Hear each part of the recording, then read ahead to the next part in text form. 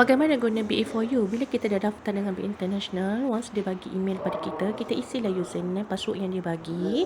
Okey, isi juga security code yang kat bawah dia bagi tu, kemudian klik sign in.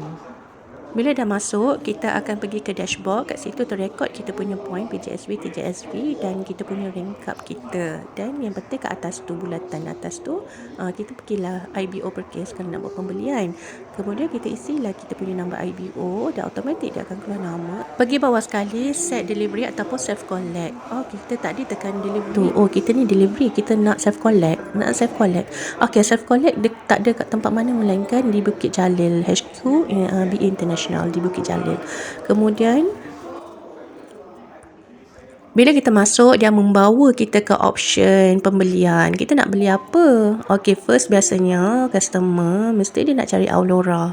Contohnya, kita nak beli Aurora promo, nak beli yang 2 set. Satu pakai siang, satu pakai malam, ataupun satu pakai kat rumah, satu pakai masa kerja. So, belilah Aurora yang 1 set, dapat 2 dan dapatlah selain meal free. Yang penting apa? Kita kena ukur pinggang dan kita kena ukur punggul. Yang penting bawah tu isi semua. Okey, kita contoh saiz L. Dan kita pilihlah saiz L dan bawah tu pun kita pilih yang dia ada 2, satu nak warna beige, satu nak warna hitam.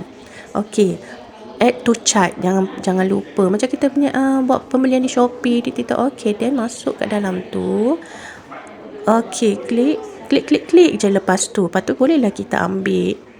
Kita terus pergi, kita buat pembelian dan kita option bayaran. Contoh nak bayar melalui online.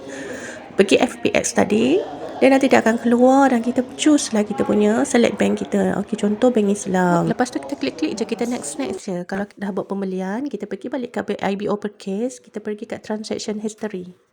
Lepas dah tu, dia akan keluar yang kosong macam ni. Kita search sahaja. Kemudian dia akan terrekod lah kat situ pembelian kita yang kita buat tadi. Dia akan bagi QR. Okey, QR code tadi tu penting. Kita kena tunjukkan dekat kaunter. Masuk je HQB International, pergi kat kaunter, tunjukkan QR. Okey, di situlah dia akan detect pembelian.